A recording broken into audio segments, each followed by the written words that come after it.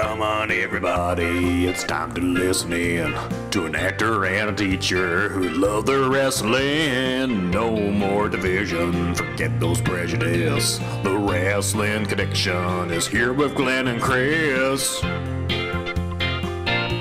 Hello and welcome to episode 57 of the Wrestling Connection podcast. Now, dear listener, if you're new to us, my name is Glenn. I am a teacher and I have loved wrestling my entire life. And every week I am joined by my close personal friend, podcaster, YouTuber, and actor extraordinaire, Chris Moffat, CM42 TV on YouTube, and we like to talk nonsense about wrestling and focus on the ways in which wrestling connects us all in a world of increasing division, especially since we've just had an election in this country. Let's move past our divisions and focus on what connects us. And what better thing to connect us than the art of professional wrestling? Like I said, ladies and jelly spoons, I am Glenn, joined by my close personal friend, Chris. Chris, how are you on this fine, dreary, drizzly day? It is a bit dreary, isn't it? Listen, some people would say we talk nonsense. I don't think we talk nonsense. I think we spout the truth.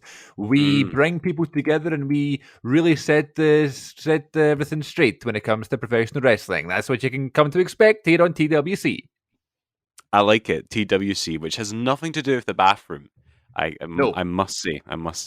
Well, Chris, we're talking over each other already. Oh, this is unprofessional. Dear listener, maybe just don't listen to this one and go back and put episode 50 on or 53 or whichever one was really good. Listen, all of our episodes are good. I'm going to go out and say that I'm proud of this show.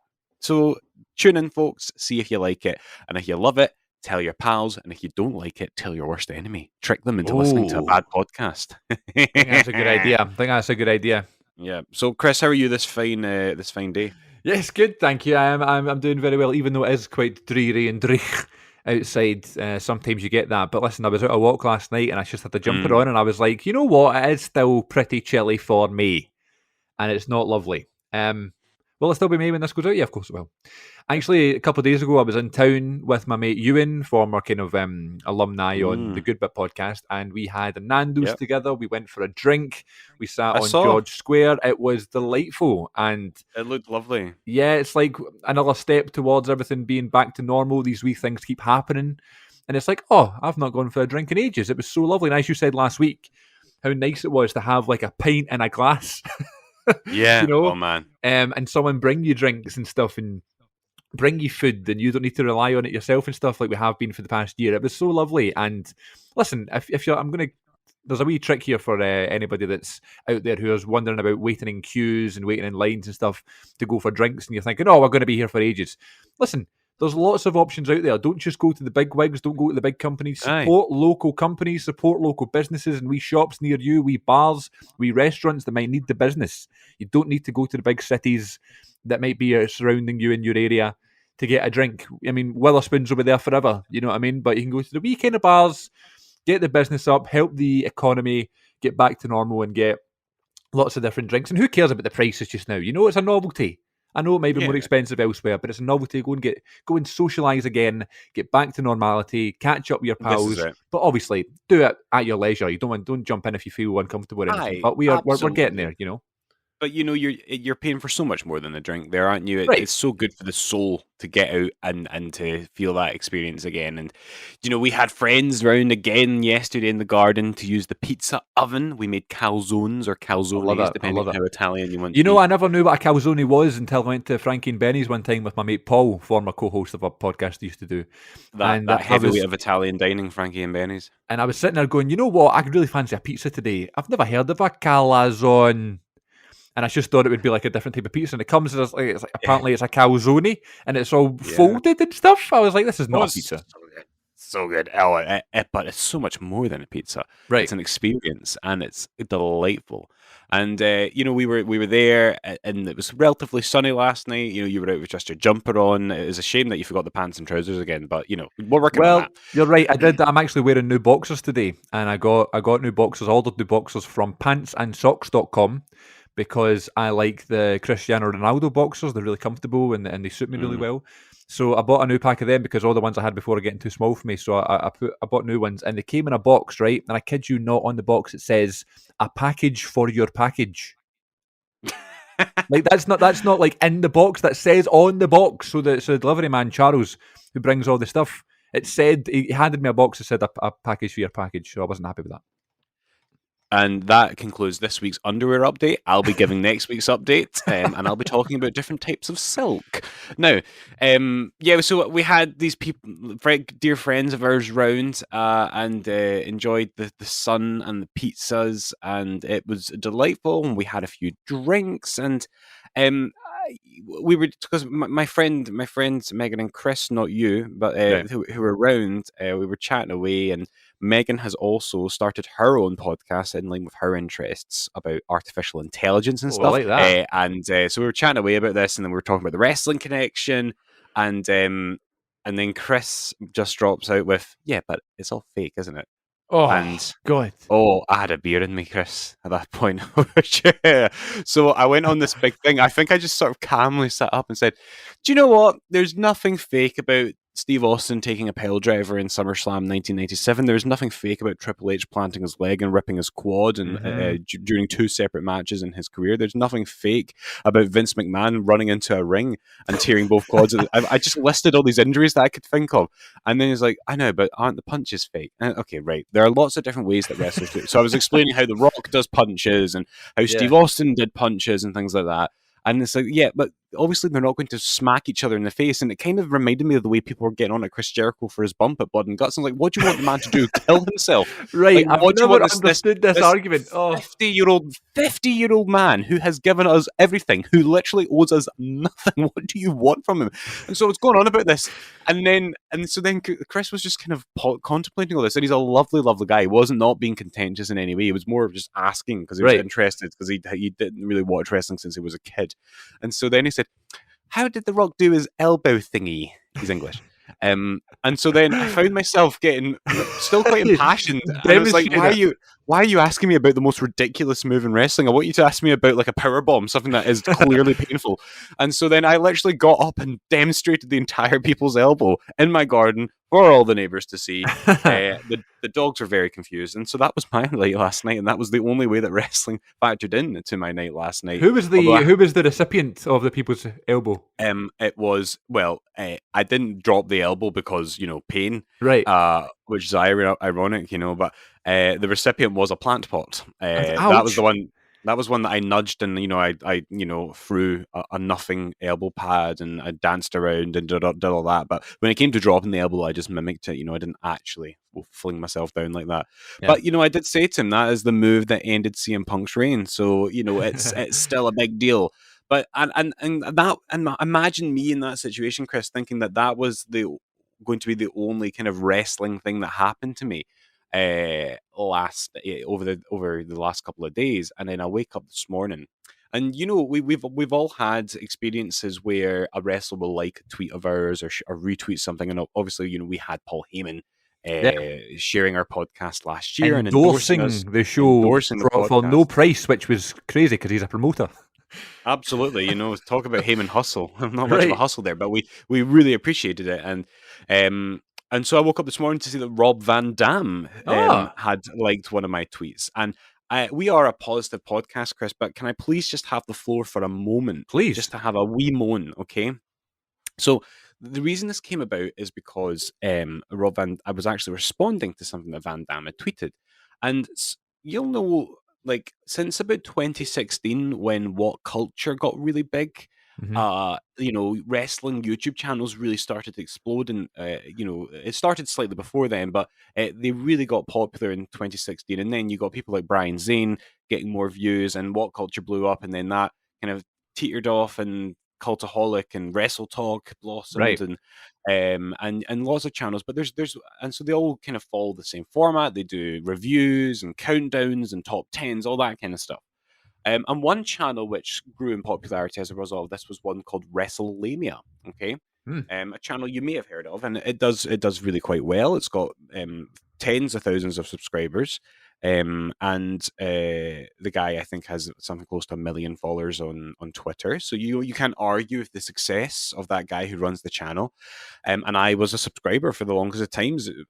Those top 10 lists, they were well written, well narrated. And then I started to see a trend on this guy's channel. I'm going to read you the titles of some of this guy's videos.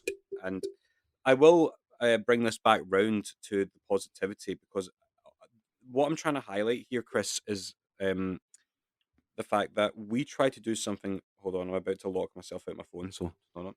That's good. I think I know where you're going with this, actually. I think I saw what you were talking about on Twitter this week, so this might be interesting. You might have done. But so just to illustrate my point, I'm just going to type into YouTube what I did before. So let me read to you some of the things. And I'm actually going to send you a screenshot of this as well, of some of the videos this guy puts out. And these videos all have millions, literally millions of views. So there's a wider problem here. 10 WWE wrestlers who are embarrassingly out of shape. And there's a thumbnail of Undertaker and Kane in their later years. Right. 10 WWE wrestlers who clearly lost their physique when off roids. And you've got 2 different pictures of Triple H from 2 different parts of his career. Okay. And then almost the same exact thumbnail, but different video. Also got 1.8 million views. 10 WWE wrestlers who returned with a suspiciously roided body. Okay? Yeah. And so I'm going to send you those just so you can see those thumbnails. And then the example that you'll have seen that Rob Van Dam took issue of was a video that he put out, which was him saying, "How sad is this? Our childhood heroes have aged terribly," and it was like a thumbnail of Undertaker and Triple H and Shawn Michaels now. And I mean, they're such scumbags, Undertaker, Triple H, and Shawn Michaels. How dare they age and be in their 50s? Can you imagine ridiculous. That? Can you imagine someone growing older?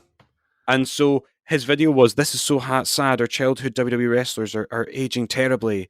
And so and Rob Van Dam said, "Here's why this comes across as a stupid thought to express. Either you were still peeing your bed, cleaning it up a bit there, when you remember first watching these guys, or you probably got some greys yourself. You've aged too. Look at a photo of you then and compare to one now." I'm like, fair point. And I just said, RVD is typical of that channel. He also put out a video ridiculing wrestlers who aren't the exact same shape as they were 20 years ago, body shaming much. And this is what bothers me, Chris. Like, wrestling is supposed to be light entertainment. So why are you turning it into tabloid, sensational nonsense and just highlighting things that are only going to divide people? And what bothers me is that there's somebody like you who works really hard at his channel, has built up, 4,000 subscribers on your channel, puts out content that isn't divisive, isn't obtuse, isn't like body shaming people or criticizing people for their appearance. Do you know what I mean? And you don't do as well numbers wise as he does, because he takes the cheap easy option. And like just clickbait and stuff like that.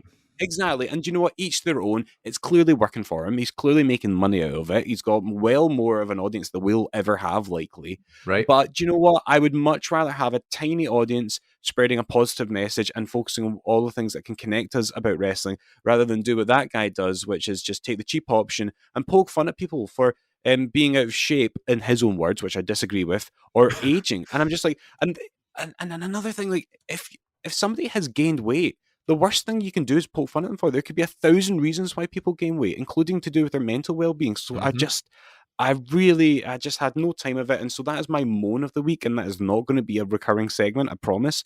But I'm trying to bring this back to a positive place. I'm so proud of what we do here. And just good on Rob Van Dam for calling this guy out, because I hope more people look at it and see it and actually don't pay attention to his cheap videos. Go and watch Cultaholic and YouTube, other YouTube channels, Inside the Ropes, because they do something far more wholesome, I think, and far more respectful of these artists who have, again, to bring this back to Chris Jericho, who have done so much for us and sacrificed so much, so we can have light entertainment, so you and I can sit and talk about it. Why we like trying to stir the pot and be little stirrers when we should be thanking these people, these wrestlers? Rant over, Chris. I'm sorry. No, that's fine. Sometimes it's good to go for a rant on these things. And listen, this guy is obviously not like us, or this person, is obviously not like us. We endorse being positive and supporting things like that, and staying away from things like body shaming and cyberbullying and things like that, right? Yeah.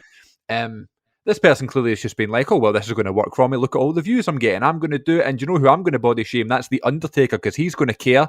And it's really going to make me feel better because he's one of my childhood heroes. But look, he's gotten out of shape and he's gotten older. Imagine The Undertaker turning 57. Yeah, that's the thing. Undertaker out of shape, still, in his own words, and I still disagree with that language. Undertaker being quote unquote out of shape at 57, he still looks far better than most 57-year-old men. You know what I mean? Yeah. God, yeah. Some people are just going to be like that, and it's always been like a YouTube thing, right? Like it's exactly what you said, like tabloid newspapers and tabloid magazines and things like that, and websites.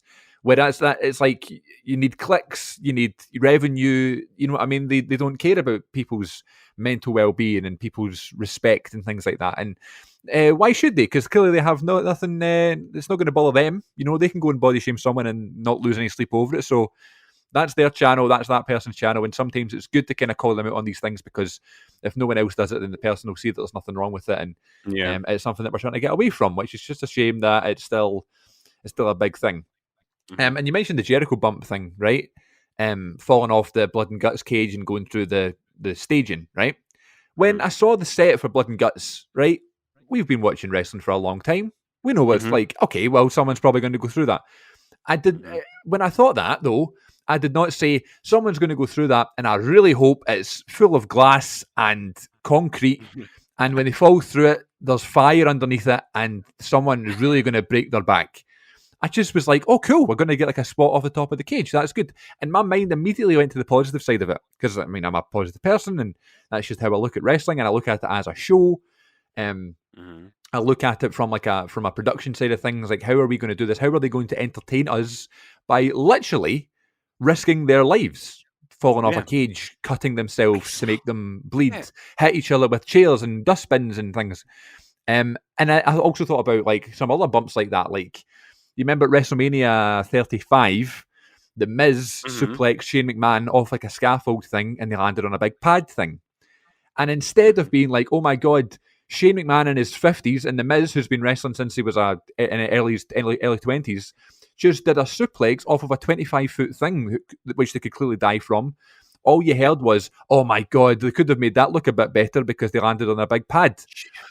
And then I'm thinking like WrestleMania 17. It is, you know, we look at TLC 2 and The Rock and Austin and stuff, and these are historic matches. But then you go to Undertaker and Triple H, and there's this great spot where Triple H gets chokeslammed off the production thing and lands on a big pad because we can't kill Triple H. And people are just like, oh, well, it would have been cooler if he just fell on the concrete. And you're like, well, what is the logic behind that? And you touch upon a really good point there. I want to take some of these people moaning about it and saying, okay, you fall backwards off a cage onto padding, see how confident you feel about it. Because that's a scary thing to do, to fall backwards. It's scary to fall backwards just on the floor that you're standing on. Do you remember? And it's still dangerous. You could still break your neck even if you fall on padding. If Jericho had slipped or had got too much momentum, even if he falls on padding, his body weight could crush his neck. So he's still doing something highly skilled, highly dangerous. And to come back to it, he's doing it not for him. Despite his payday, he's doing it for us because he believes in this company and this product, and he clearly believes in getting MJF to be the biggest star he possibly can be. And if you ask me, mission accomplished. Yeah, I actually did think Jericho overshot a wee bit, and it almost like his head nearly hit the stage, and I was like, whoa, like that was really, actually still really dangerous. Do you remember WrestleMania last year, the pandemic WrestleMania, and the NFL superstar Gronk didn't want to fall backwards off a podium and land on a massive pad. This was not a gimmick thing to make it look real. It was actually a big crash mat. And even still, we didn't want to do it. And Vince McMahon, God bless him, went to the top and jumped off it. You know what I mean? Like, it's still such a... People don't want to do it because it's dangerous and it's scary and stuff. I don't mind heights and stuff like that, but I can imagine if I didn't like heights, if I was told you need to fall backwards onto a big crash pad, I might be a little bit tentative about it, you know? Anyway, I think I'd be more than tentative, you know. But we've moaned enough. But like, I want to say publicly, I have nothing but respect for Chris Jericho. I thought that was an awesome spot. Yeah, me too. I think I would say thank you for doing something so dangerous just to make us go wow. So not to mention it was after the match, so wasn't even part of the match. It was going the extra step to kind of make the whole thing on free television. What are you moaning about? For God's sake, it wasn't even a pay-per-view, you know. Yeah. Thought the match was great, by the way. I don't love the War Games style anyway. I never have. I do think it's a bit slow. I think Mhm. TNA actually did it better with Lethal Lockdown because they added a thing where the match wouldn't start until the roof lowered down and on the roof was attached loads of weapons. Like I thought that was a cool element to Yeah, it, and I yeah. actually thought TNA improved it. And they've gone kind of backwards. Obviously, WWE do War Games in NXT now, but even like I just there's something about the type of match I don't like. I think it drags on too much. It's really Yeah. slow and samey. But I mean, what was really cool about the AEW one, the Blood and Guts match, is that it was different because it looked different. There was different people involved. The live crowd made it so Mhm. much better. Oh my god, they were so Oh loud and yeah. stuff. It was great. But then 40 minutes into the match, you're like, right, okay, it's getting a bit samey. And Yeah, fair this enough, is it. like it's obviously a tough match to do and stuff, and they're all bleeding and stuff. I can't complain. And of course, that spot at the end just made it great and added to it. But just the whole idea of the match, I've never really clicked with. I don't know about you. Let me ask. Well, no, I'm not actually. I think if I'd grown up in the '80s with the Oh, original War Games, yeah. I think maybe then because I've never actually gone back to watch the kind of classic War Games matches. I was intrigued by War Games when NXT brought it back, and I think I enjoyed the first one, but they are a bit of a drag. Blood and Guts, I would say the same thing. It felt new and fresh. I did find it entertaining. I'm not hugely a fan of blood in wrestling these days. Right. It makes me a wee bit uncomfortable. But that's just a personal taste, each to their own. One Yep. question I would have for you though is that WWE's original answer to War Huh. Games was the Elimination Chamber, and you could argue. I mean, obviously they had Hell in a Cell before that, but the War Games, there were more aspects of War Games in the Elimination Chamber, and when Bischoff came out on Raw to introduce it, he said it's going to have the brutality of Hell in a Cell with like Unpredictability. of War Games, and so it was Yeah. supposed to be like a love child of the two. And so I actually don't know where I stand on this, but I wonder, in principle, what are your views on the Elimination Chamber? Because when I think about it, I instantly want to say that I like it, but I think what I really mean to say is that I like the first one. Um, Really. and I don't think I've seen enough other ones. Like the more modern day ones all blend together in my mind. They seem quite forgettable. Right. There's standout moments like with Santino and Daniel Bryan. I've never gone to watch I will get there eventually, the New Year's Revolution one where Edge cashes in at the Hmm. end. Yeah. Yeah. But so overall, looking back on it, what's coming will soon be 20 years of the Elimination Chamber, which is Crazy, mental man. to think about. Crazy. How do you rank it as a gimmick, as a stipulation? I like it. I would take the Elimination Chamber over War Games any day of the week, twice on Sunday. Mm, But listen, it's also fine to have to happen once a year. It mm, would get like, even having two in the same show. I think is far too much. mm, Because part of wrestling, the production is the novelty of it, right? yeah. Um, if we had, say, for example, the only Hell in a Cell match that we had last year was Roman versus Jey Uso, right? Now, Yeah. I loved all three Cell matches. It was Drew and Orton, it was Sasha and Bailey, two great, great, great matches. But this Jey Uso and Roman Reigns match was all about the story and stuff, and Roman Reigns is like Yeah. crying in the ring, and the Usos getting involved and Yeah. stuff. If that was the first elimination, if that was the only Hell in a Cell match we'd seen in over a year, it would have been much more impactful than it was. I think. Um, Absolutely. And that would have saved up Sasha and Bailey for WrestleMania. And that's yeah, not to take anything away from what Sasha and Bianca Bianca, Belair yeah, was, but I think they'd already been so patient. I just wish they'd gone the whole hog with it. yeah. And like you say, that was a great match between those two women, but I would have loved to have seen that go the whole hog and go straight to WrestleMania. Well, so and the same goes for the Elimination Chamber. Like it's fine doing big spots like title changes or someone jumping off the pod, or you know what I mean. Like that's fine, but when we've already seen someone go through the pod and get suplexed on the steel earlier in the show, it just takes away from it, and I do think it gets a little bit excessive. That being said, though, when it comes to February, I'm more than happy to watch a chamber match. Um, Hmm. but I know now I'm not that buzzing for when it comes to November and they do War Games again. You know what I mean? Like, Yeah. Yeah. there's also the chamber matches are a little bit more moving parts. It's a little Hmm. bit quicker and snappier. I don't know. But I would say I prefer the chamber to War Games anyway. Nice one, nice one. Interesting. I always learn new things about you, Chris, as a wrestling fan, and I enjoy that. That's why one of the many reasons I love doing this.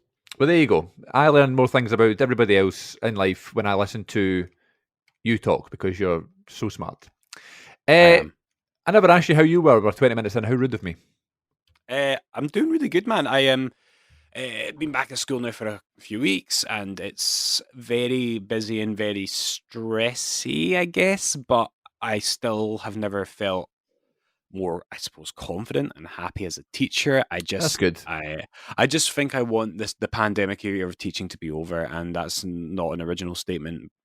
But I say it with great sincerity, not just for me as a teacher with the workload that I have, but primarily for the young people, for the older teens who are freaking out about their grades and their results, for the younger kids who are not having the same exact experience that every other first or second or third year or primary school child would have. And so I think that's been foremost in my thoughts recently, like on a professional level.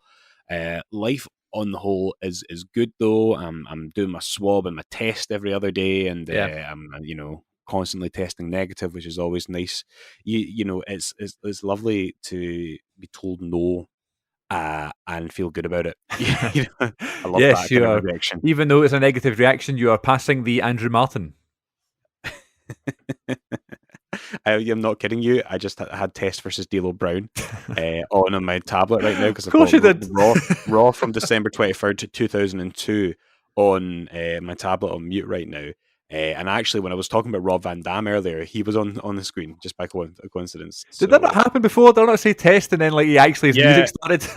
it's the curse of tests. But yeah, I'm not gonna do a big fuss about it now, and I'm not gonna send you pictures to prove it. I will assume that you will accept what I am saying. Yes, I But yeah, do. I man. do. Life is good right now, and but it's busy. So I think the summer holidays will feel well deserved when they come. Lazy bloody teachers on their holidays, come at me, and but yeah, I want it to be better for the kids, and I really really look forward to when hopefully starting with next year. I really just hope they get that. Just to Well, put it think simply. about how many great episodes we can do in the summer holidays. Oh yeah, OMG. baby. It's going to Oh be yeah, I'm good. looking forward to it, man. I kind of want to do an episode which is a compilation of little, which maybe has like bits of us talking in our usual format, but has lots of wee bits that we've recorded whilst out together. I'd love us to go back to Rufus T Firefly, Record a wee clip, yeah. where we first spoke about doing a podcast. I'd love to kind of do a wrestling tour around Glasgow or something. Mm. I don't know. Go How, to how comfortable? Obviously, you're a teacher, right? You have a certain image that you have to hold up. But how comfortable would you be, like on camera, on my YouTube channel and stuff? Is that something you'd be all right with? Yeah, I'm fine with that. Do you know? See, when we first started talking about doing the podcast, I was a wee bit apprehensive about it. Of But a course. lot of my kids know that I do a podcast, and my rule has always been just don't say anything that you Yeah. wouldn't want.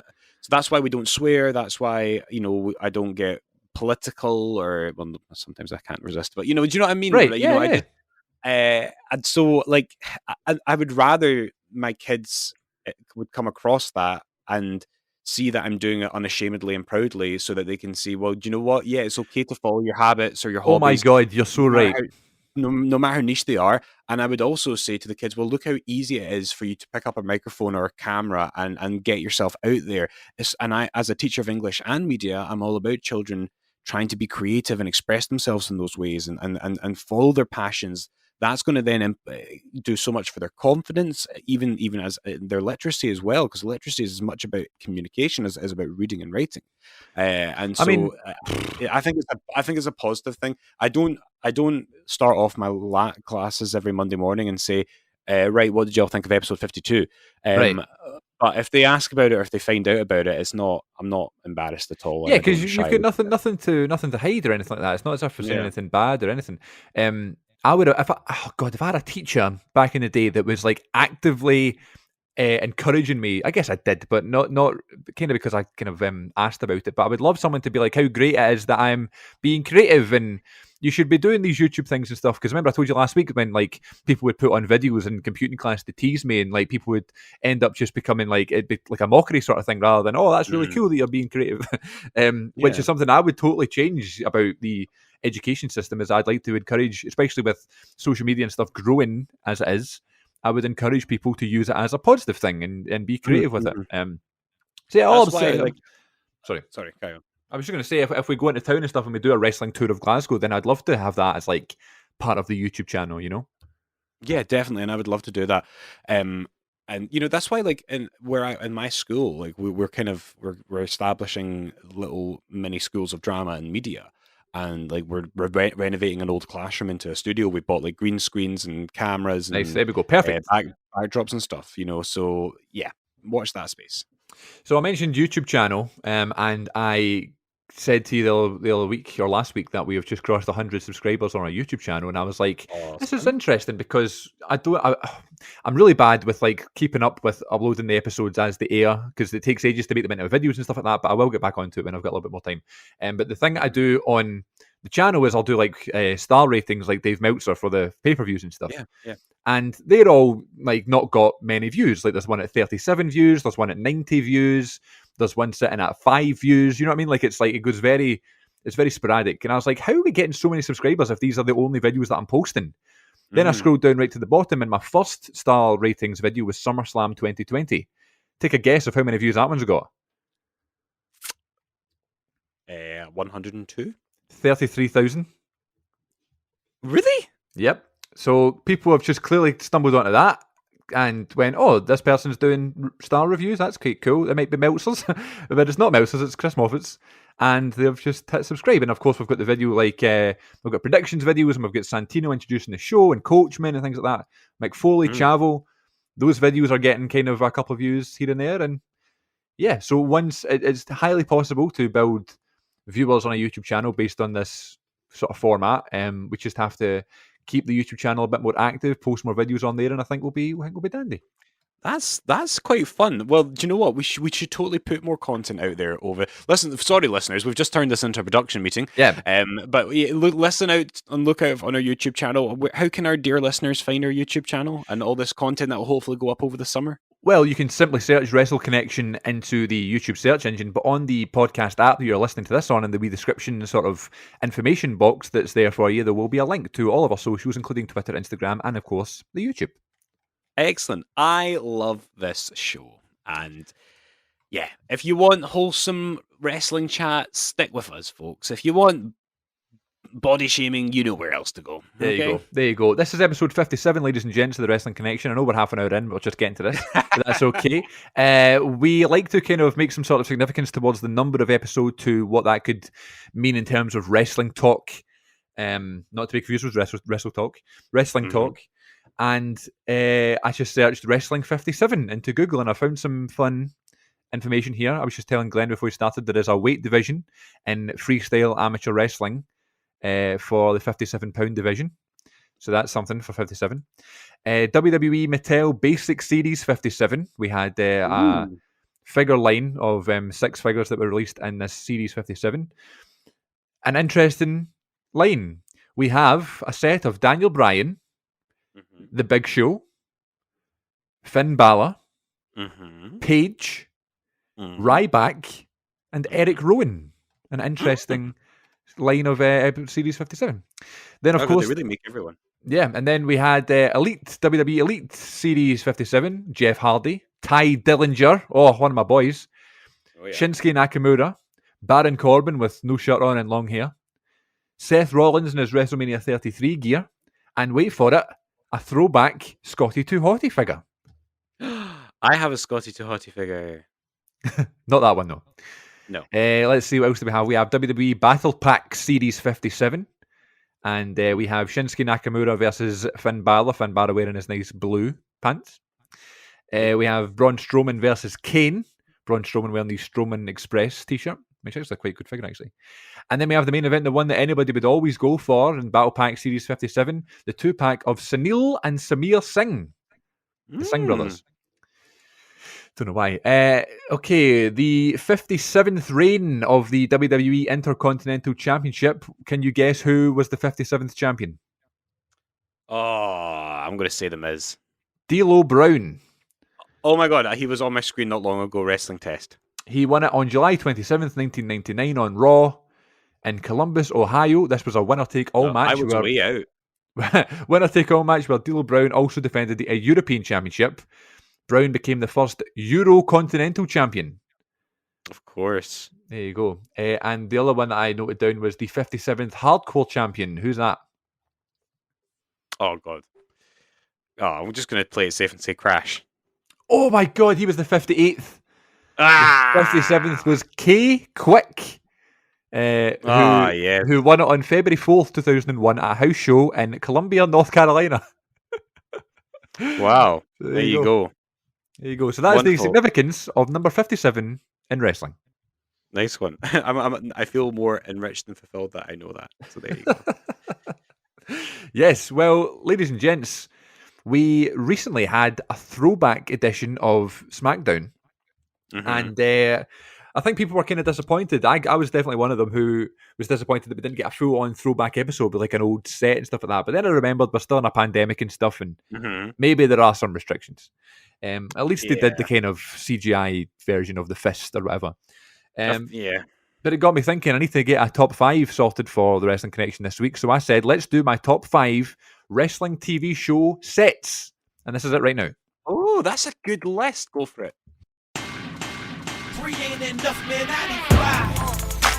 This is TV show, by the way. I'm not Yeah, including no pay-per-view. pay-per-views because that'd be how do you pick a top 5 from that? Mm. All right, number 5 on my list is ECW on Sci-Fi from 2006. The kind of like, it's like the kind of wall with a hole in the wall. Yeah, And, yeah. they'd walk through the crowd sort of thing. It's not so impressive these days. But in 2006, for a young man, Chris, I was blown away by this. Nice.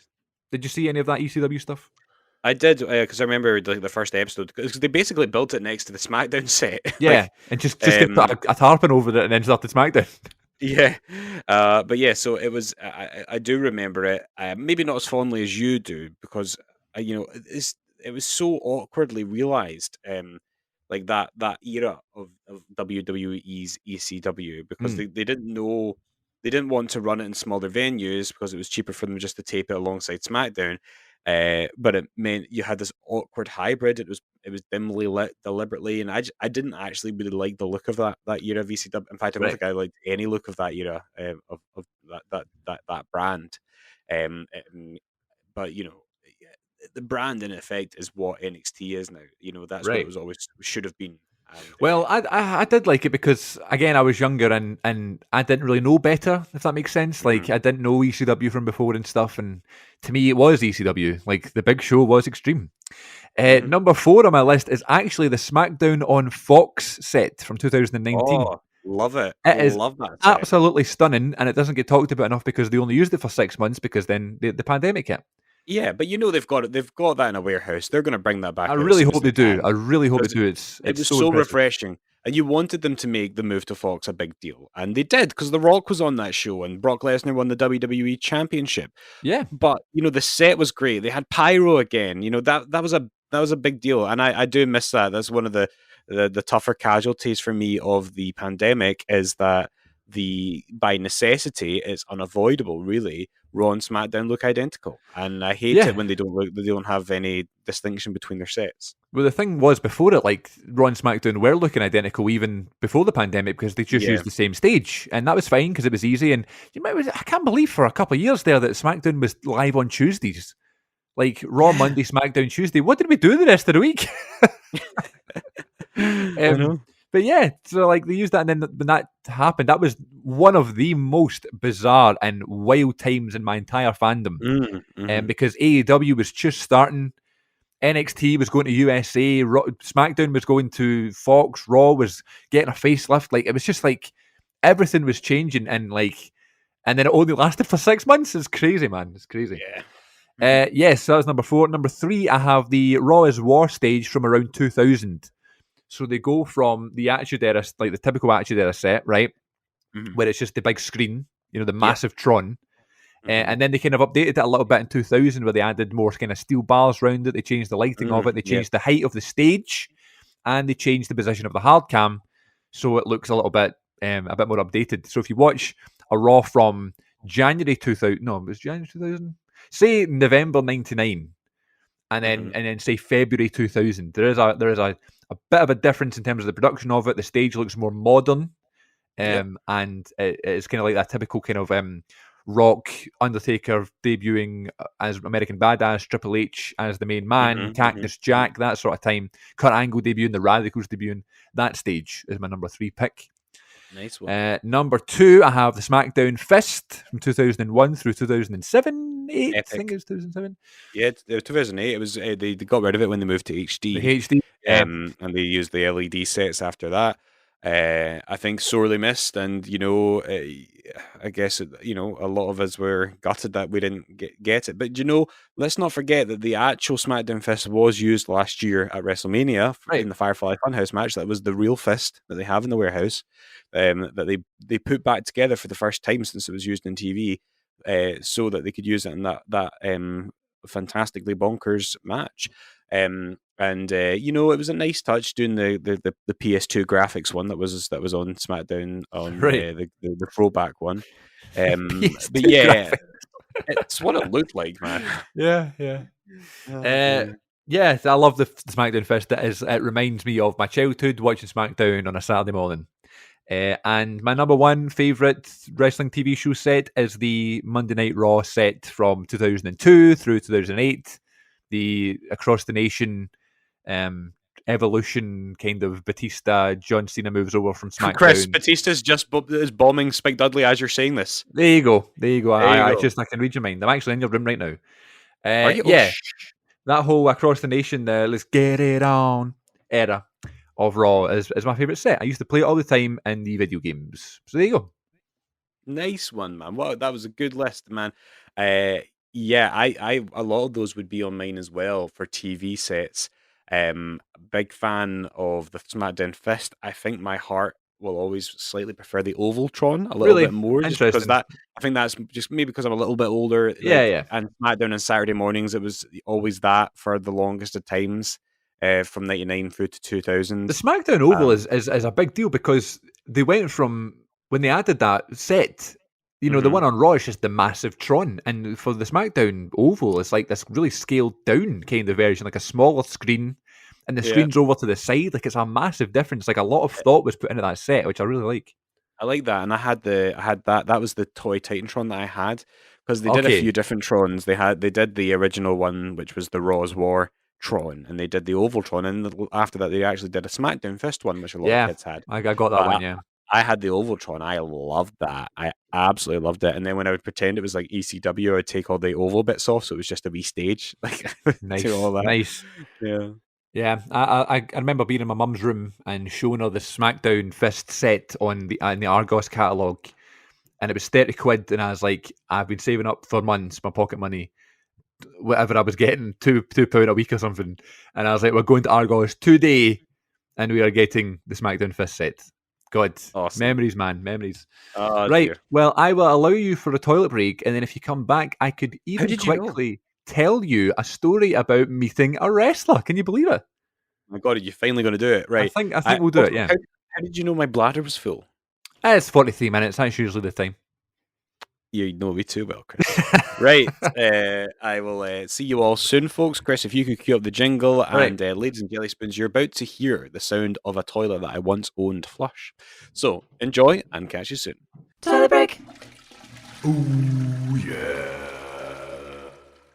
I've just come back up in my laptops, my tablets, playing this episode Raw on mute to a Divas Santa Battle Royal, and I'm just like, this is what I didn't like about wrestling. Or don't like about that era of wrestling. Really good storytelling. The thing is, though, they're doing it over the top of the build. And one thing I really love about this, and I'm not going to turn this into a thankful segment, but one thing I love about this era on Raw with the women is the build of Victoria. The story about around Victoria is really, really good, and putting her then in the ring in a skimpy Santa outfit whilst trying to deliver the same story with credibility is not conducive to a credible story, and those women really deserve better. And obviously, I know different times 20 years ago, but this segment is just a wee blemish in what would eventually, what would still, in my views, go down as one of the better storylines of that era. So, for the women, that is. Yeah, absolutely. All the things you said, running through my head. You won't hear that on the network. Gutted. That's one of my least favourite things. Well, listen, I can't complain about the network. The network's the best. But if we all had our way, then all the music would be untouched. Sometimes it's like, so it just takes the whole oomph out of it, doesn't it? You go, oh, like, that would have been so much cooler if Tattoo were singing to the ring. That's a one-hit wonder for you. Yes. I still remember them on Top of Pops. My mind. Oh, was she on Top of the Pops? They were on top. It was 2 ladies. That's what I meant. Was it not 3? Mm-hmm. Maybe it was 3. I thought it was 2. Oh, well. Were they Russian? I don't know. They were told to take their time. Well. Hey, this is no, dear listener. This is the example of some of the laughs that you get here in the Wrestling Connection podcast. So, we're back. I didn't know we were back. Are we back? Well, you can. Well, I thought my rant about Victoria would be a good thing. Well, it wasn't a rant directed at Victoria. It was praising Victoria actually. But yeah. All right. Well, we've got a lot of time for Victoria and deserves to be in the Hall of Fame. I'm sure she will be one day. Oh yeah, it has to be. I'm the lady to mess with. Woo! Go, go, go, go. That was her song after Tattoo. Yeah. Right. I have not done a meet a wrestler in a long time, so here we go. I always feel pressure when it comes to telling these stories because you've got so many good ones. So do you. And, well, I have stories of me meeting the wrestlers. You have stories of knocking their hats off and shouting at them about the weather and doing all sorts of things. Just for clarification, if you're new to us, folks, I would recommend that you go back and listen to our older episodes, or maybe find the compilation episodes that Chris has put out about For Meet a Wrestler. He's referred to the fact that I once met Shawn Michaels and accidentally knocked his hat off his head. I accidentally shouted at Jeff Hardy. There's a lot of embarrassing stories. So, but Chris is putting himself down. He has excellent stories about meeting Kevin Nash. He walked in and putting his socks on. Yeah. A big sweaty Kevin Nash at that, and the Young Bucks story is really lovely as well. I love your story about going to the TNA show and meeting Jeff and Flair and RVD and all that. Yeah, so, not expecting to meet Rob Terry or whoever it was and Doug Williams, and we got Jeff Hardy. I was like, "You're the world champion, Jeff. You're my what did you say, Jeff? You're my hero for years. Jeff, you always be my hero." Do your Heyman impression of him shouting at you for knocking stuff over, or Robert for knocking stuff over? Robert knocked stuff over when I was meeting Heyman, and so Heyman literally raised his finger to me as if to say 1 second, right in my face, and he would turn around and look at Robert and started going, "What did you do? What did you do? Did you F up?" Of course, he didn't say F. He used the full word. What did you do? Robert was just like, "Is this happening to me?" Like, getting shouted at by Paul Heyman, it's an honour, really, than anything. Yeah, true. Yeah. All right, well, I met Big Sheamus, in April of 2012. And if Kate can sing the jingle for us, I'll tell you about when I met a wrestler. Meet a wrestler, we met a wrestler in the flesh. Oh, yeah. You're talking about this Sheamus signing. I will just quickly say that I had planned to attend this signing. Yeah. I even bought an 8x10 for it, which I still have. I bought an 8x10 of Sheamus doing his like post, Yeah, of course, the famous one. The famous one, yeah. And I think I ended up having to work or something. I couldn't remember why, but I couldn't get out of it, and so to this day I have that 8x10. I look at it and I think about the meeting that never happened. So yes, that's the only thing I can contribute to the story, my friend.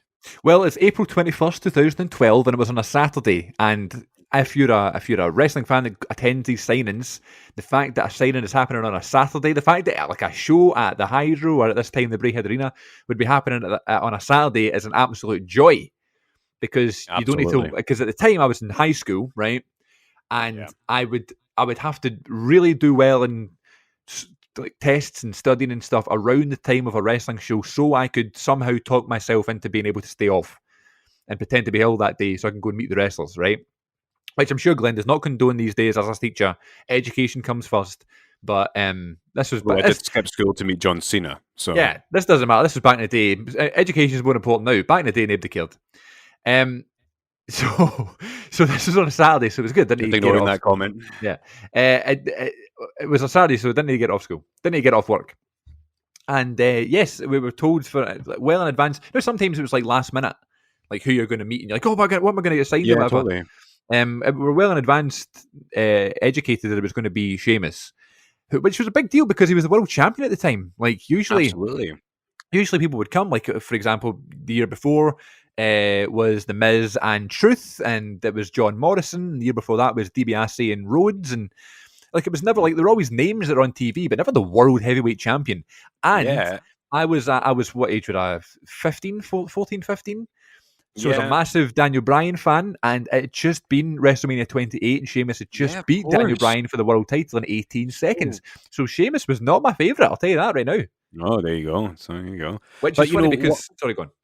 I was going to say what a great time to meet Sheamus, because that was his first time he ever held the big gold belt, the world Right. heavyweight title.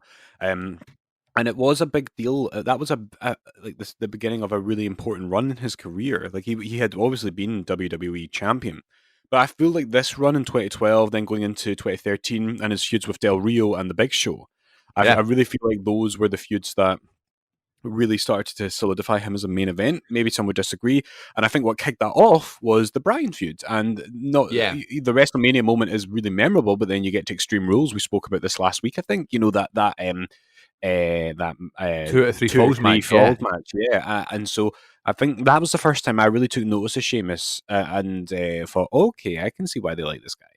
I mean, those matches with the Big Show have got to be underrated. They were They're great. so good. Like I was waxing lyrical. Sorry, I was waxing lyrical about the Big Show last week or the week before when he was about his Armageddon 2002 match. Sorry, Chris, I'm gonna have to mute my microphone. That's all right. Yeah, he's just about to have a coughing fit, and it's funny because I just muted my microphone when he was talking, and I coughed. I swear we don't I'm have back. COVID. He takes negative tests I all the swear, time. I tested negative yesterday. It's because I was eating a crisp there and Alright. I choked on it. What flavour? Some nice plain salted, kind of ready Nice. salted ones from the co-op, the fancy range, gluten free, because our pal that was around yesterday was gluten intolerant, and I Okay. quite like them. They're lovely crispies. Very nice, very nice. So Anyway, Big what Show were and they- Sheamus. Big Show and Sheamus, like, so I think the Big Show is just underrated in general as a wrestler. People just see him as the big guy, and that's why he's there. But he can wrestle, like he can do a match really well. And yeah, I love that feud with Sheamus, and they had 2 or 3 pay-per-view matches, as I recall. Yes, Hell in a Cell and Battleground, maybe? I don't know. I can't really remember it. I really wish I did know because that's the sort of thing I would have known if it was a couple of years prior. But 2012 onwards, everything kind of gets a bit fuzzy for me. I don't know why. Maybe just It was because I wasn't watching as much. I don't know. not to take it too far away, but it was just a great era for the Big Show, because that was, Yeah. know, about a year or so, within those 2 or 3 years, he had his Mark Henry feud, he had the Sheamus stuff, his run as the world champion. So Del yeah, Rio. just we love you, Big Show. I've never met him, seen him live a bunch of times, but Yeah. hopefully we can talk about him in one of these segments. One of these days. I've never Well- met the Big Show, but do you know who's bet the Big Show? Sheamus, and we're back. Yes, he has bet the Big Show, but Big Show did take part, and he took part. Yes, he played his part in the show that night in Glasgow. It was at the Braehead Arena, and it was a SmackDown show. And the match card is as follows: opening match is Jinder Mahal versus, wait for it, the Funkasaurus, Brodus Clay, Oh, and that is somebody when the call my mama. Funkasaurus had just debuted. Remember, it was the night after WrestleMania 28. And Yeah, it was- and we I don't all know if it was thought the that night he was after gonna- or the. Yeah. Did we not all, because we'd seen Brodus Clay obviously with Del Rio before, Yeah. and on NXT. And then the return segments, all the vignettes would imply that he was just going to come back as this monster again. Big killer, And yeah. then out of nowhere, he's the Funkasaurus. Yeah, I wasn't the night after WrestleMania. It was because he does that wee segment at WrestleMania, doesn't he? Where he dances with his mama. But it was around that time anyway, and it was just shocking. Like, you just didn't expect Brodus Clay to do that, because he was supposed to be like this killer, I had forgotten about that WrestleMania 28 segment, so thank you, or maybe no thanks to you for reminding me that happened. It was right before the Rock Cena match, so have a way to So kind I'm of let the crowd get some drinks. I don't know. Yeah, that is exactly why I was there, and I'm sure the crowd were all too delighted to have that presented to them. Exactly. So Brodus Clay, Jinder Mahal. Then we had the Usos and Mason Ryan versus Kurt Hawkins, Tyler Rex, and Percy Watson. Wow, quite a young bunch there at that Yeah. era. And do you know Mason Ryan? I always I used to play with him, not play with him. That seems to play Steady. as him a lot in the video games, like in WWE 12 and stuff. Mhm. And you can see why they saw a lot of prospect in him. Like, this guy was a beast. And I couldn't tell you much about him in the ring because I was off and on at that time. Was he not Welsh? Was he Welsh? He was Welsh, yeah. And that was at a time when you didn't get a lot of Welsh people wrestling. Obviously, you go to NXT UK now, Right. you'll see lots of people who've come up through the Welsh wrestling scene. It's kind of had its own version of what's happened in Scotland over the last decade. Yeah. But do you know what I mean? Like, that was a real novelty seeing somebody from Wales on WWE. Yeah. The I remember only word I can say in a convincing Welsh accent is Wales. Give it again. Wales. I can't do anything else in Welsh. Oh, okay. Going down to Barry. So You've been watching too much Gavin and Stacey. I've not watched it in a while, but I do miss it. Yes, Mason Ryan had a match at the Glasgow show in November 2010. That was the first time that I'd seen him, and I remember I'd like at the interval. I don't know who had the match with. Maybe it was Del Rio or something. But at the interval, I met up with like other pals that I met through YouTube and stuff around that time. And was just standing, and someone was like, "Who is that big muscly guy that was just on?" And I had deadly serious, like with a straight face. I just made something up because I'm supposed to know everything, and that was the kind of like persona I was trying to get across on YouTube, that I knew everything. Not much has changed, and I just said to him, I was just like, "Oh, that's Batista's son." It was not, because Batista was not from Wales. Okay, all the matches on the show: Alberto Del Rio versus the Great Khali. We had Natalia versus Alicia Fox. We had the aforementioned Big Show versus Cody Rhodes. It's funny now that Cody Rhodes is now Big Show's boss. We had Christian and Mark Henry doing a segment where Christian and Mark Henry came out and they started slagging Glasgow. And who came out? Who came out? It was Drew McIntyre. Drew McIntyre came out and he was like, "Yes, you're wrong. Scotland is great." And we started cheering Drew, and Christian was like, "Right, I'll tell you what, 2-on-1 handicap match, me and you right now with Mark Henry." And Drew was like, no, I have a tag team partner. And who was that tag team partner? It was Booker T. Could not believe it. Booker T and Drew McIntyre versus Christian and Mark Henry in Glasgow. How fun. Chris, oh my God, Chris, I'm watching a tag match on Raw, and who are the two people in the ring? Christian and Booker T. Because it's Chris Jericho and Christian versus Booker T and Goldust. Bookdust. Chris, I'm not even joking. Christian is. I'm going to have to send you a picture. Oh, I hope we don't make a tag.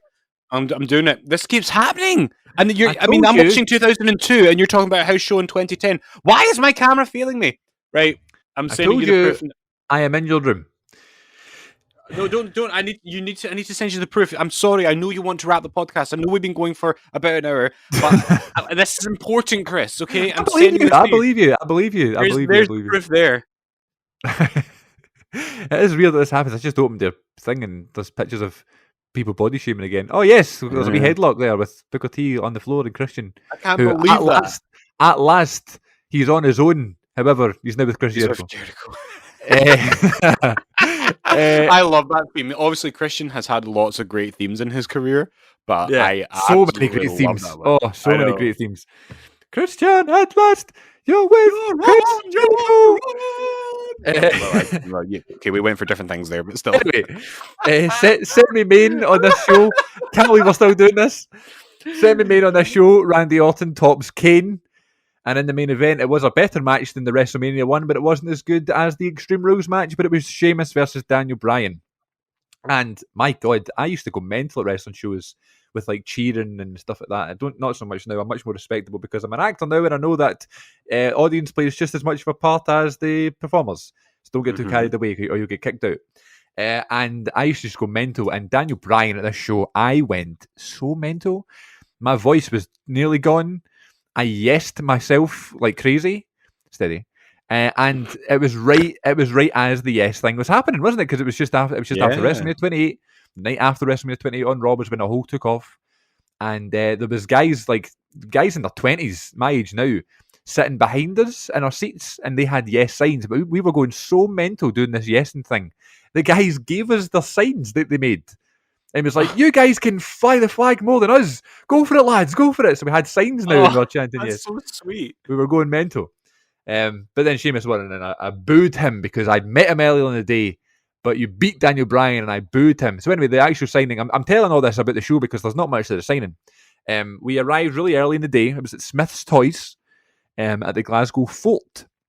Which I've got a soft spot for the Fort. I've got the Fort, and I actually went to the Fort last week when it first opened after COVID. And the first shop I went to, Smith's. I was like, I might shame on here.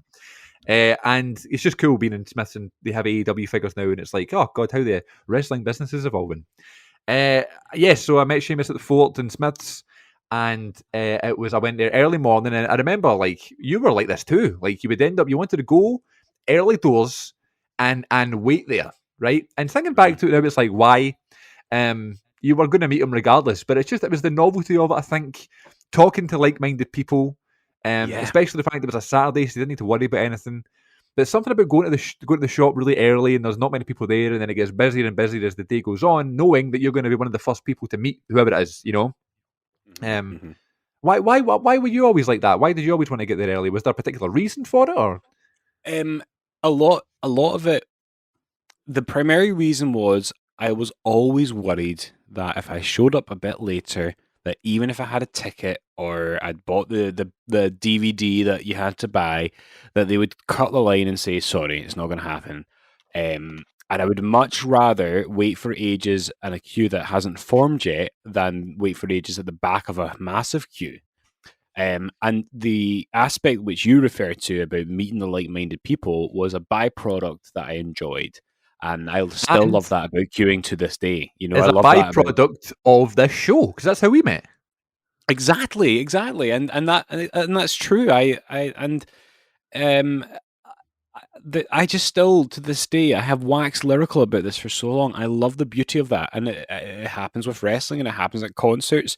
You go to those sorts of things, and you know that you have something in common with everyone in the room, regardless of their politics, regardless of their religious beliefs or their moral values or whatever. You know, there's something there's just fundamentally beautiful about that in this big bad world.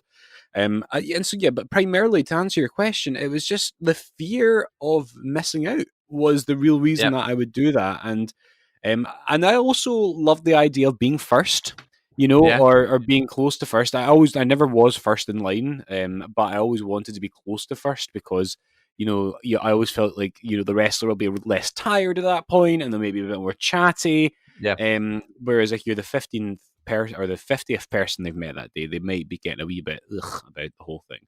But that was it. It was wanting to be first and the fear of missing out. And that became a thing. Like, so the first time I did that was April 2011, and it was to meet John Morrison. And I was we went really, really early because I think a couple of mates were saying we should go early and stuff. And we got there, and there was people already there, like Scott McGowan, for example. I met Scott McGowan, who is this massive figure collector. He's on all over social media. And he has recently endorsed by Sergeant Slaughter. Recently endorsed by Sergeant Slaughter, absolutely, because Scott's collection is crazy. It changes all the time. Mental. But what he holds on to are these like 1 of 100s, 1 of 250, like these really rare figures that really he has no business owning, you know. One of those Slaughters is 1 of 20. It was an employee giveaway. I mean, just the commitment. And it's Sergeant Slaughter, but Sarge said that even I don't have that one. Yeah, he was like, "Can I get it, please?"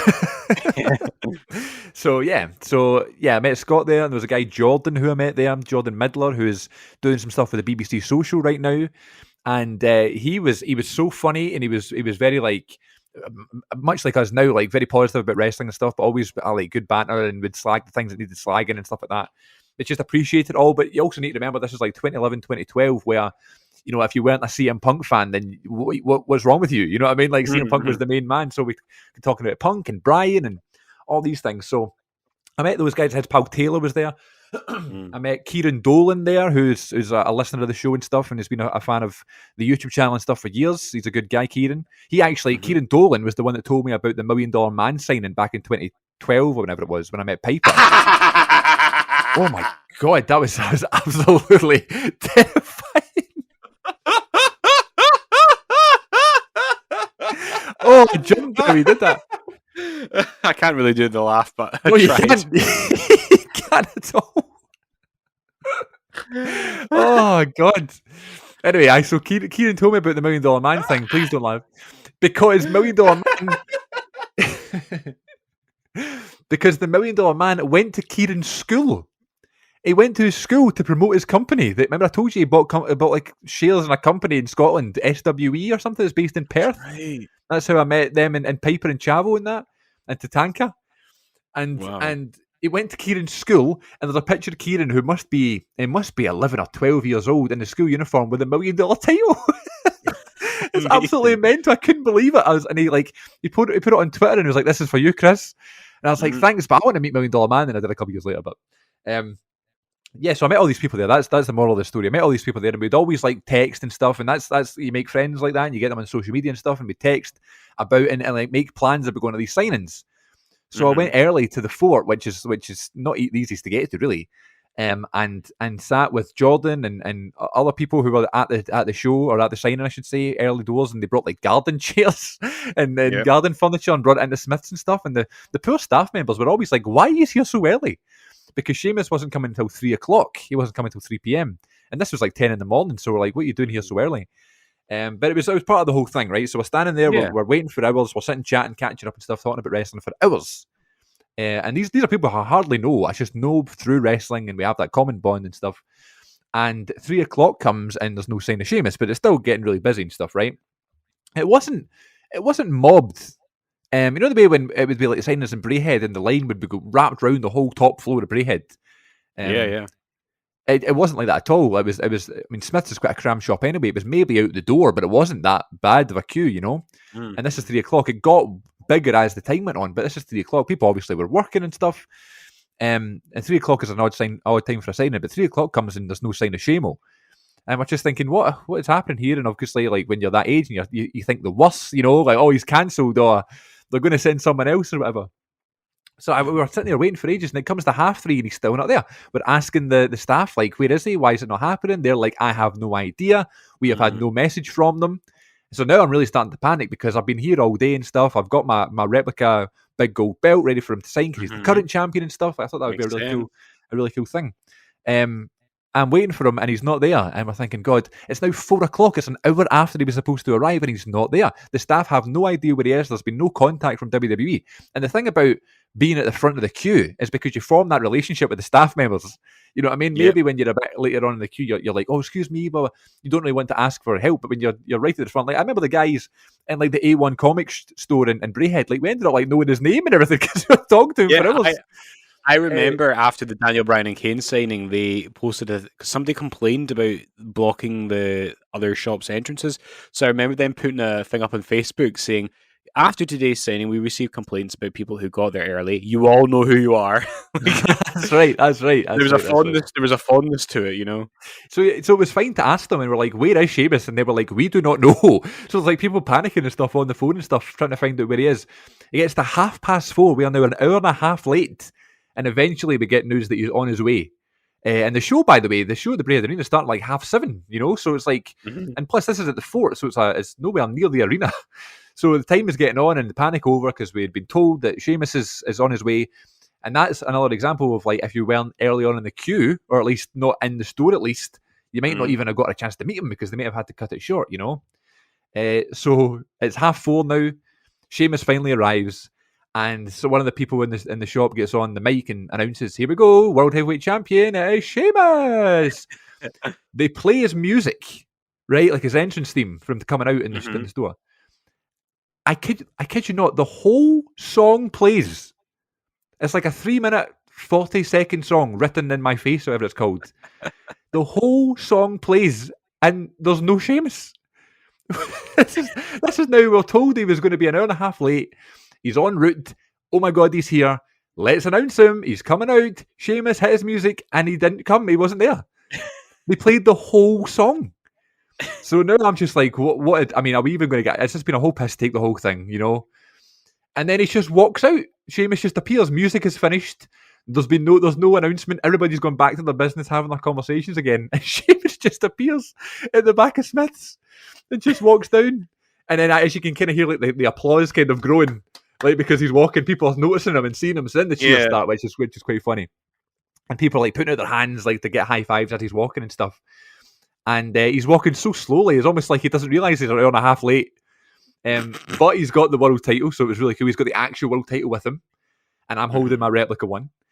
And I've got it over my shoulder and stuff. And he gets to my bit, and I'm filming this, but I'm sure I've got a video of it somewhere anyway. And me and all like my mates that I've got with me, Grant was there and Fraser was there and stuff. We're all there and we've got our hands out ready to high five him. And he goes to high five one of my mates. And Sheamus like knocks over part of the shelf that was like, so we're standing, there was shelves, like gaming shelves or whatever. And it was like blocking off some of the queue. and Sheamus is walking down the aisle, and he goes to high five us, and he just slaps over one of the shelves. It's like a total disaster. And he's just kind of like, he sees it happen, and he just completely ignores it. He looks at it and like slaps it with his hand again, and just keeps walking. I was like, Sheamus does not care. It's the second coming of Stone Cold Steve Austin. And Sheamus goes and sits down, and we were really close to the front of the queue. We were like 4th or 5th to meet him. And I always say that like Piper was probably the nicest guy I'd met, followed by the Bucks. Number 3 in the list, I think it goes to Sheamus. I think number 3 would be Sheamus. He was a very, very good guy, very nice guy, taking time for everybody. And I go up to him and I put my World Heavyweight Championship down on the table. He's got the real title, but it's like buckled, if you know what I mean. Like it's clasped onto the buckles, so it's sitting upwards, and I put mine down. So it was cool, and I was like, I should just leave him with that and take the real one. And he shakes your hand and stuff, asks your name. What a difference that makes when people like ask your name, really they does. ask you how you are you looking forward to the show and stuff. It just makes a difference with that experience, because sometimes they'll just sign an autograph and keep you moving, like Flair did, for me. Where did you get, or like people on that signing, like RVD and Jeff Jarrett and Mickey James saying hello, asking how you are, what your name is and stuff, goes the same as Sheamus here, and it's that handshake some people do when they take you and like they clasp it with both hands, and like it makes you feel like you're being valued, I guess. I don't know, for thanks for coming and stuff. And I said to him, "Are you looking forward to your match tonight with Daniel Bryan?" And he was like, "Can't wait, man. It's what did he say? It's like the 4th or 5th show on the tour. All of them have been great so far. And tonight I've got a feeling with the Glasgow crowd. It's going to be obviously just saying what he needs to say, Yeah, but it's lovely though. It still feels personal. Yeah, and he's taking the effort. He's making the effort to do it. And I remember my mate Grant I was with at the time, who met Noam Dar a couple of years ago, and Noam Dar asked what his name was, and Grant said Grant, and Noam Dar wrote Dan on it, to Dan Noam Dar. So there was like this running joke where Grant could never say his name correctly. So I remember standing in the queue, and we could see that Sheamus was asking for people's names. And Grant was going, right, Grant. He was like practicing how to say his name in case Sheamus wrote Dan. And I've got a video of my mate Grant meeting Sheamus, and like Sheamus just the nicest guy. He's like, "What's your name, sorry?" And Grant says Grant, and he's like, "Nice to meet you, Grant. Have a good night," and stuff. It's just there's something about it where it's like more personal, as you say.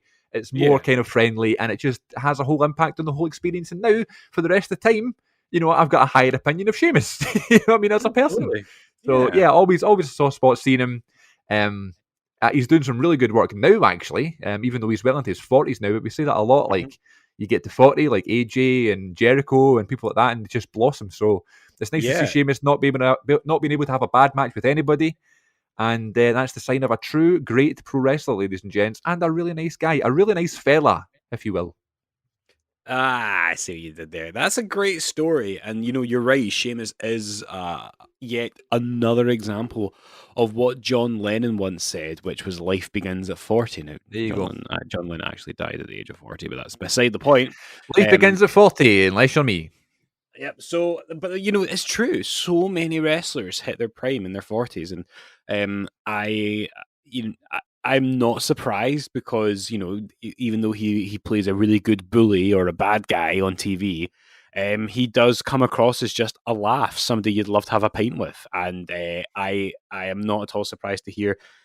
Pardon me, that he took that time with you, and it's always lovely because you know what, he's the world champion. He owes us nothing, and he could quite have easily done what other wrestlers do. Other wrestlers are a wee bit more guarded. Like, Batista was known to be quite shut off and didn't really want you to approach the table. You kind of have somebody, you hand the thing to someone to sign, and they hand it to Batista. I do think Batista is a bit of a shy guy, though. I think Batista's quite a there's an anxiety there. Like he's always had that kind of social anxiety, and what I'm not doing, and I hope it doesn't come across this way, is criticizing that. And the point I'm trying to make is that someone like Batista has no obligation to be Mr. Open, Mr. Friendly, because he already has sacrificed so much to us anyway. He's totally entitled. And saving the world in Guardians 3 coming in 2023. Absolutely.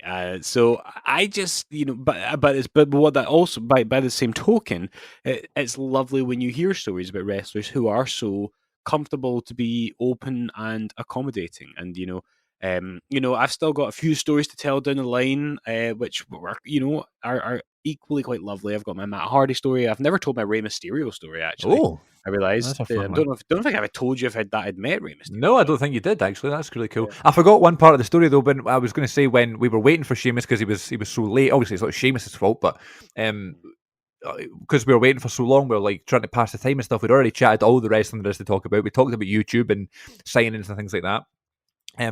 So I don't know who the idea it was, but someone was like, "Let's have a chopping contest." So we're now waiting for Sheamus coming, and all of us at the front of the queue just start chopping each other. And people are like, my mate Fraser's like holding me back, like my arms behind my back, and Big Jordan is like slapping my chest.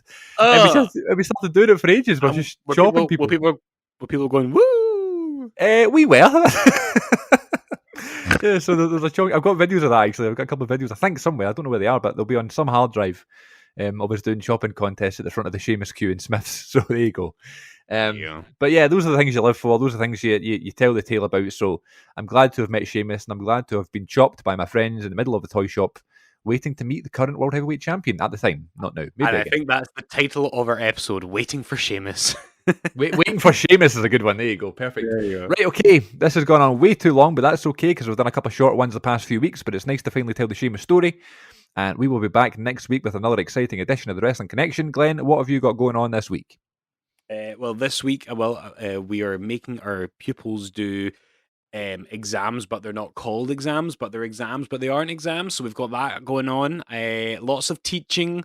I'm also going to be doing a little bit of sex education, so I'll report back on that, which I'm very passionate about doing, and I'm happy to do it, and it's always important, folks, to teach that in our schools. But I don't want to turn this into a big educational rant, but those are the notable things that I've got ahead of me. Well, here, listen, obviously, you may have some, funny answers or whatever from that class. So if there's anything funny and worth telling, please let us know next week. But yeah, some of them good. I might not be able to put down on record. So. There you go. It's fine. I always cut stuff if I feel it's a bit too raunchy for TWC. Right, until next time, folks, thanks very much for listening.